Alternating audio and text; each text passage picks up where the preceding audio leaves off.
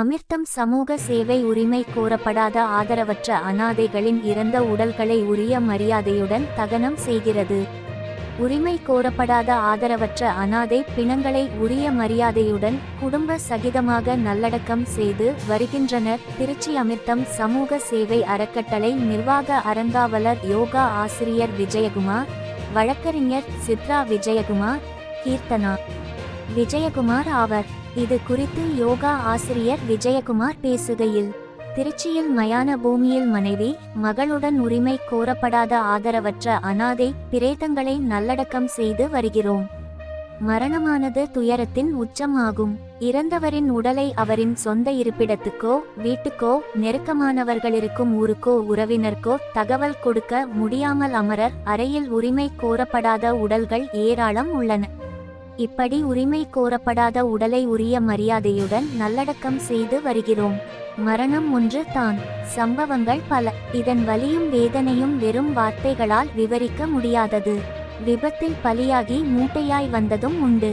ஆற்று மதகில் ஊறிய நிலையில் கிடந்த உடலும் உண்டு. பிச்சை எடுத்து ஜீவனம் நடத்திய இருபாலரும் பேருந்து நிறுத்தத்திலோ சாலை ஓரத்திலோ இறந்தவர்களும் உண்டு. அரசு மருத்துவமனையில் சிகிச்சைக்கு சேர்த்துவிட்டு சென்றவர்களும் உண்டு. புராண இதிகாச காலம் தொட்டு மயானங்களில் இந்து மதத்தில் பெண்களுக்கு அனுமதி இல்லை என்ற நிலை இன்றளவும் தொடர்ந்து வருகிறது. ஒரு வீட்டில் இறப்பு ஏற்பட்டால் சுடுகாட்டில் அல்லது உடலை புதைக்கும் இடுகாட்டில் ஆண்கள் தான் இறுதி காரியங்களை செய்து வருவார்கள். பெண்கள் வீட்டில் காரியங்களை செய்வதோடு சரி, சுடுகாட்டில் மயானத்தில் காரியங்கள் செய்வதற்கு பெண்கள் அனுமதிக்கப்படுவதில்லை. உயிருக்கு உயிராக நேசித்த கணவர் அல்லது பிள்ளைகள் அல்லது நெருங்கிய உறவினர்களின் உடலுக்கு கூட அந்த இடத்தில் இறுதியாக முகத்தை கூட பார்க்க அனுமதிக்கப்படாத இந்த உலகில் மனைவி மகளுடன் ஆதரவற்ற அனாதை பிரேதங்களை அச்சமின்றி அடக்கம் செய்து வருகிறோம். மனைவி சித்ரா வழக்கறிஞர் பணியினை செய்து வருகிறார். மகள் கீர்த்தனா பிகாம் LLB ஹானர்ஸ் சட்டப்படிப்பினை படித்து வருகிறார். உலகம் எவ்வளவோ முன்னேறினாலும் ஆதரவற்றவர்களுக்கு இன்றளவும் முழுமையாக அடைக்கலம் கொடுக்க இயலவில்லை. முதலில் ஆதரவற்றவர்களுக்கு உணவு வழங்கி வருகிறோம். கொடிது கொடிது வறுமை கொடிது. வறுமையின் விளைவை களப்பணியால் அறிந்து அதற்குண்டான அணுகுமுறை கொள்கையுடன் தினசரி உணவகங்களில் உபரியாகும் உணவினை பெற்று ஆதரவற்ற வறியவர்களுக்கும் எளியவர்களுக்கும் ஆண்டு தோறும் உணவளித்து வருகிறோம். விரும்பக்கூடிய ஆதரவற்ற நபர்களை சரக காவல் நிலையத்தில் தகவல் தெரிவித்து வெட்டு காப்பகத்தில் சேர்க்கின்றோம். வறுமையை உணவுபூர்வமாக கள ஆய்வில் கண்டுள்ளோம். ஏழ்மையான பொருளாதாரத்தாலோ முதுமை மற்றும் நோயின் அடிப்படையில் காக்கப்பட வேண்டியவர்களால் கைவிடப்பட்டு சாலையோரங்களிலேயே உண்டு உறங்கி கையேந்தி பிச்சை எடுத்து ஜீவனம் நடத்தி மருத்துவ சிகிச்சை இன்றி உடல் நலம் குன்றி குற்றுயிராக உருக்குலைந்து அழுக்கு படிந்த உடல், ஏக்கம் நிறைந்த கண்கள், கரை படிந்த பற்கள், கிழிந்த உடையுடன் சாலை ஓரங்களிலேயே இறந்து போய் விடுகிறார்கள். இவர்கள் போதிய பண வசதி இல்லாமல் உளவியல் ரீதியாக பாதிக்கப்பட்டு மன அழுத்தத்துடன் வாழ்ந்து வருவது எங்களது ஆய்வில் தெரிகிறது. உற்றார் உறவினர் சகோதர சகோதரிகள் உதாசீனத்தால் உறவின்றி பொது மக்களிடம் கையேந்தி வாழ்க்கையினை நடத்துகின்றனர். பல ஏளனத்திற்கு ஆளானவர்கள் படும் கோபம், வேதனை, துக்கம், துயரத்தால் இவர்கள் நிம்மதியாக தூங்கவோ வேலை செய்யவோ அல்லது சாப்பிடவோ முடிவதில்லை. இவர்களது வேதனைக்கு முக்கிய காரணியாய் அமைவது உடல்நலக் குறைவும் முதுமையும் தான். மிகவும் ஏழ்மையான வார்க்கத்தை சோர்ந்தவர்கள் சாப்பிடுவதை குறைத்தும் ஒரு வேளை சாப்பிடுவதை முற்றிலும் தவிர்த்தும் உள்ளன. இதனால் இவர்களின் மகிழ்ச்சியும் காற்றோடு கலந்து விடுகிறது. ஏன் அடிப்படை உரிமைகளான வீட்டை இழந்து குடும்பத்தை மறந்து தங்களின் சமூக பிணைப்பில் இருந்து விலகி ஒரு நிலையற்ற வாழ்வை வாழ்கின்றன. இப்படி வறுமையில் வாழும் அவர்களின் துன்பங்களும் துயரங்களும் குறித்து சொல்லப்படாதவை ஏராளம். எப்படி இருப்பினும் இன்னும் வறுமை தீர்ந்தபாடில்லை. தொடர்கிறது. ஆதரவற்ற அனாதை பிரேத நல்லடக்க பணியினை மனைவி மகளுடன் செய்யும் போது பலர் எதிர்ப்பு தெரிவித்தனர். என்னை பொறுத்தவரை இது ஒரு புனித பணியாக நான் கருதுகிறேன். இவர்களுக்கு மரியாதை செய்ய ஆளில்லை, மலர்மாலை அணிவிக்க யாருமில்லை, இறுதி ஊர்வலத்திற்கு யாருமில்லை, பிரேதத்திற்கு வாய்க்கு அரிசி போட ஆளில்லை. நாங்கள் சுயநலம் பார்க்காமல் பொதுநலன் சார்ந்ததாகவே இறுதி சடங்கினை செய்கிறோம். கொரோனா 2வது அலை உச்சத்தில் இருந்தபோது பல உடல்களை நல்லடக்கம் செய்துள்ளோம். மேலும் 25ற்கும் மேல் குருதிக்கொடை அளித்துள்ளேன். வாழ்நாளிற்கு பிறகு எனது உடலினை தானமாக வழங்க உறுதியேற்று மனைவி மகள் ஒப்புதலுடன் திருச்சி கி.ஆ.பெ. விஸ்வநாதன் அரசு மருத்துவக் கல்லூரியில் பதிவு செய்துள்ளேன் என்றார். மனைவி வழக்கறிஞர் சித்ரா விஜயகுமார் மகள் கீர்த்தனா விஜயகுமார் இருவரும் இயன்ற அளவு உரிமை கோரப்படாத உடல்களை நல்லடக்கம் செய்யும் பணியில் ஈடுபட்டு வருகிறார்கள் என்பது குறிப்பிடத்தக்கது.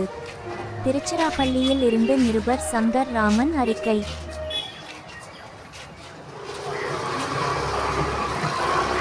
மயான பூமியில் மனைவி மகளோட ஆதரவற்று இறந்த அநாத பிணங்களை நல்லடக்கம் செஞ்சுட்டு வரோம். என் பேர் விஜயகுமார். நான் யோகா ஆசிரியர் பணியினை செய்துட்டு வரேன். எனது வாழ்க்கை துணை வழக்கறிஞர், அவங்க சித்ரா. என்னோட ஒரே பொண்ணு கீர்த்தனா. அவங்க சட்டப்படிப்பை மேற்கொண்டு வராங்க. நாங்கள் பொதுவாக என்ன பண்ணுறோம் அப்படின்னா, வீடற்றவர்களுக்கு உணவு கொடுத்துட்டு தான் இருக்கோம். இது தொடர்ந்து பல அன்றாடம் நாங்கள் செஞ்சிட்ருக்கோம். அதாவது பசிப்பினியை போக்க அன்றாடம் அன்னதானம் கொடுத்துட்ருக்கோம்.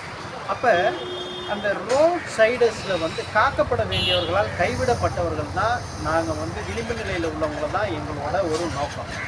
எப்படி அவங்க விட்டுட்டாங்களோ அவங்களுக்கு எப்படி ஒரு பையன், ஒரு பொண்ணு, ஒரு பேத்தி முன்னே இருந்து செய்வாங்களோ அந்த மாதிரி தான் நாங்கள் குடும்ப சகிதமாக இந்த பசிப்பினியை போக்குவதற்காக நாங்கள் எங்களோட பணியை தொடர்ந்தோம்.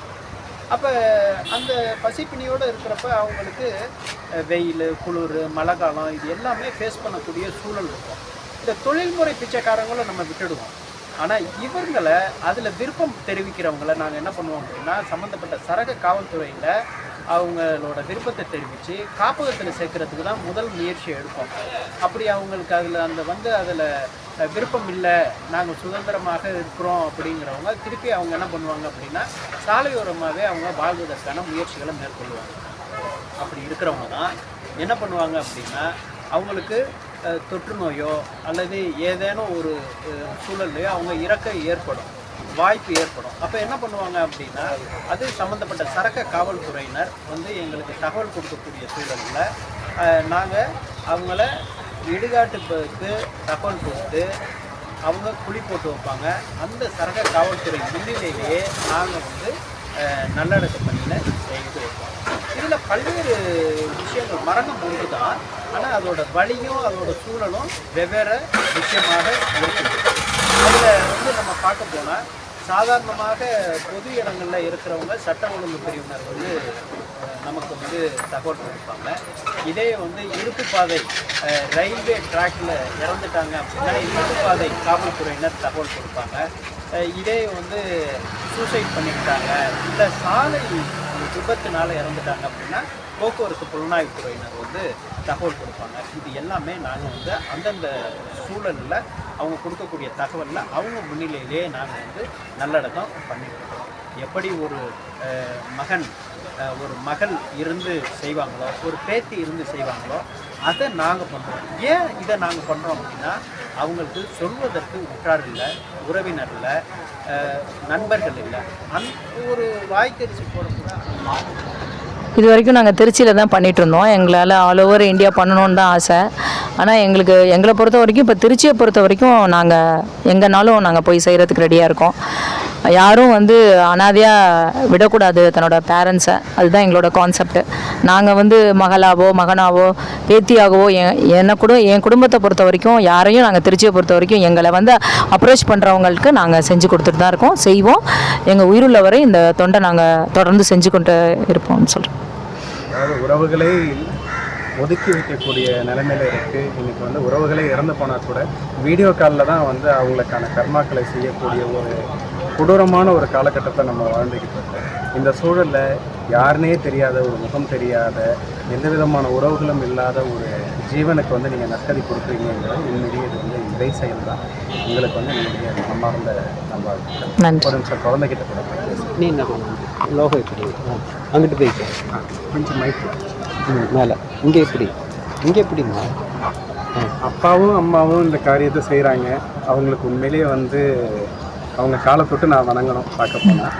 அதை விட எனக்கு வந்து ஆச்சரியம் தர்றது என்னென்னா, என்னுடைய மகன் வயசில் இருக்கிற குழந்தை நீங்கள் வந்து இந்த அளவுக்கு ஒரு ஈடுபாட்டோட அந்த ஒரு கருணையோடு நீங்கள் செய்கிறதுங்கிறது வந்து உண்மையிலே சொல்கிறேன். நான் வந்து உங்களை வந்து இது பண்ணுறதுக்காக சொல்ல, மதர் தெரசாவை நான் கண்ணு மாதிரி பார்க்குறேன். நான் பார்த்ததில்லை. முதலாக உங்கள் பேர் என்னமா? கீர்த்தனா. கீர்த்தனாவுடைய வடிவத்தில் நான் மதர் தெரசாவை பார்க்குறேன். உங்களுக்கு ஆண்டவன் பரிபூர்ண ஆயுளையும் நீண்ட புகழையும் தரணும்னு நான் பிரார்த்தனை பண்ணுறேன். நீங்கள் சொல்லுங்கள், நீங்கள் எப்படிமா அப்பாவும் அம்மாவும் வந்தாங்க, சரி நீங்கள் எப்படி காப்பாற்றுங்க? இதில் எங்கள் அப்பாவும் அம்மாவும் வந்து எப்போதும் வந்து இப்போ ஏதாச்சும் போவாங்க, எனக்கு ஸ்கூல் இருக்கும், ஸ்கூல்லேருந்தே பண்ணிகிட்டு இருக்காங்க, ஸ்கூல் இருக்கும், சில நேரத்தில் அப்பா பேரண்ட்ஸ் டீச்சர் மீட்டிங்க்கு வர முடியாது, அம்மா வர முடியாது. இதே மாதிரி நான் வந்து சில நேரத்தில் கேட்பேன், ஏன் நீங்கள் வரமாட்டீங்க அப்படின்னு சொல்லிட்டு. உனக்கு நாங்கள் 2 பேரும் இருக்கோம், அவங்களுக்கு யாருமே இல்லை. இப்போ வந்து நான் வந்து உனக்கு அம்மாவா அப்பாவா இருக்கேன், அவங்களுக்கு குழந்தைங்க இல்லாமல் தானே இருக்காங்க. எத்தனையோ பேர் பாட்டி இப்போ சாப்பாடு கொடுக்கும்போது நன்றிமா நீ என் பேத்தி மாதிரி இருக்க அப்படின்னு சொல்லும் போதெல்லாம் வந்து அவங்களுக்கும் இருந்தால் நல்லா இருக்குமே அப்படின்னு சொல்லி இப்போ நான் இருக்கனால தான் வந்து எல்லாருக்குமே பண்ணிக்கிட்டு இருக்கோம். இப்போ வந்து அப்பா வந்து சாயந்தரம் எல்லாத்துக்கும் சாப்பாடு கொடுப்பாங்க. அப்போ எல்லாருமே நீ வந்து என் மக மாதிரி பண்ணுறப்பா, என் பேத்தி மாதிரி இருக்க, என் மக மாதிரி இருக்க அப்படின்னு சொல்லும் போதெல்லாம் சந்தோஷமாக இருக்கும். நான் ஒன்று எல்லாருக்கிட்டையும் கேட்டுக்கிறேன், ஏன் நீங்கள் வந்து அம்மா அப்பாவை விடணும்? அவங்க வந்து உங்களுக்கு என்ன தொந்தரவாக இருக்காங்க?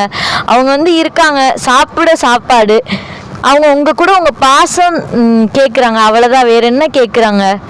அவங்க வந்து ஒரு தடவையும் நேத்தி போய் அப்பா சாப்பாடு கொடுத்துட்டு வந்திருப்பாங்க, இன்னைக்கு அவங்க அடுத்த நாள் அவங்க இறந்து போயிருப்பாங்க.